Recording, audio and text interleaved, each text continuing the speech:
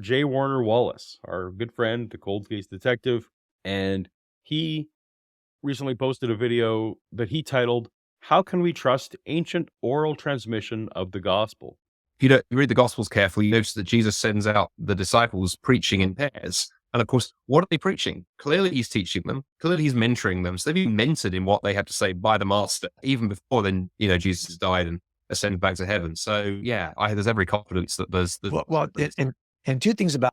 Okay, so if you don't have the title of this video, you kind of thrown into the deep end here of what was clearly a longer interview on somebody else's channel. But that's fine. All well and good. But if we're supposed to be relating to this, to the ancient oral transmission of the Gospels, the host here, Andy, just wanted to mention that Jesus sent out the disciples in pairs. Not quite sure how that's related to the Gospels. Only 2 of the Gospels were even purported to be written by disciples. I don't know how this is going to connect, but let's see how it goes. About that. Number one, if you know that Mormon missionaries also go out in pairs, right? Yeah. And if you can talk about this, that transmission of ideas and how they're presented door to door, it stays the same because it's being transferred down by the pairs. There's always one guy who's got 1 year on the road, one guy who's got 2 years on the road, mentoring the guy with the 1 year. I guess we connected to Star Wars. Always 2 there are. No more. A master and apprentice. They're Sith. The Mormon is Sith? Is that how? No, that's stretching it. Not more than Damien was doing. But that's fine. We're moving past it. Past Star Wars. Okay, so J. Warner Wallace now wants to equate the Mormon missionaries to say they always go out in pairs. I think where he's going is that a more consistent story is told because you have this constant learning of what happened before. Now, hear me out. What that potentially can preserve is that you are getting some consistency in what is said. But what you're also doing by having 2 people going out there is you are definitely colluding, right? Like you are intermingling the first-year person and the rookie. They're going out together, and if they're overlapping and they're mashing, you are definitely influencing the witnessing of the second person with the ideas of the first person. And eventually when 2 people keep telling the same stories over and over, what's going to happen is they start borrowing each other's language. They start thinking that the other person's memories are their memories.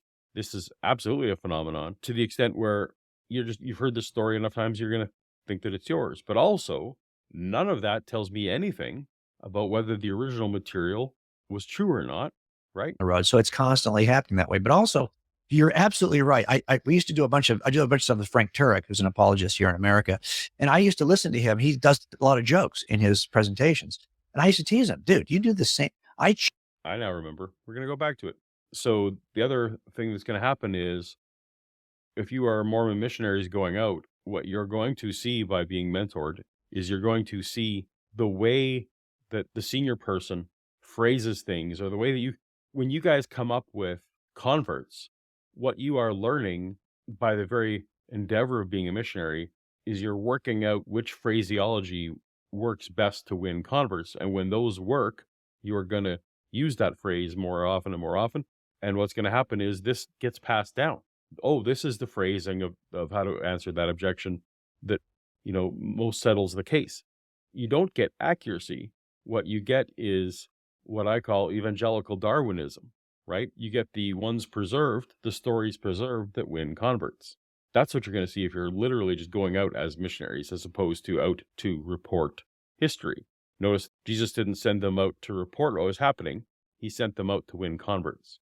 When you are out to win converts, the historicity is a secondary concern, if a concern at all. Challenge you to change your jokes for this talk, and of course he would never do that. But then he said to me, no, Frank has like 4 jokes. Hey, Jim, you don't think that you're doing the same stuff? And I was like, oh yeah, we're all doing that, but that's why it doesn't change much in terms of the content, because we're doing it so often. Okay, that was the end of the clip. Boom. Did we answer, how can we trust ancient oral transmission of the Gospels? No, I don't think we did. Detective Wallace gave us this example of missionaries going out 2 by 2, and therefore that somehow is going to, I don't know, supposed to ensure that the same wording gets used over and over. I'm not convinced that's the case, but even where it's the case, that doesn't ensure accuracy. It ensures the evangelical bent and the constant improvement of the evangelical mission.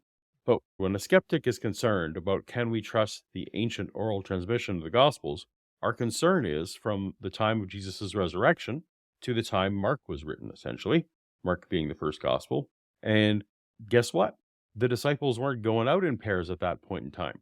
That wasn't when that was happening. Now, Paul sometimes went out in pairs, but that's not the original potential eyewitnesses.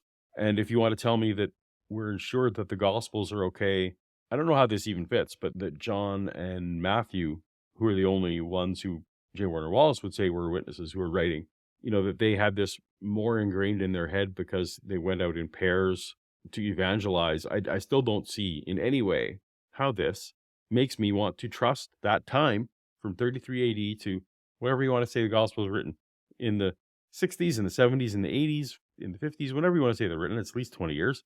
You didn't answer the question at all. So no big surprise from an apologist. I just wanted to point out, if you're an apologist, we're not concerned about the time while Jesus was alive.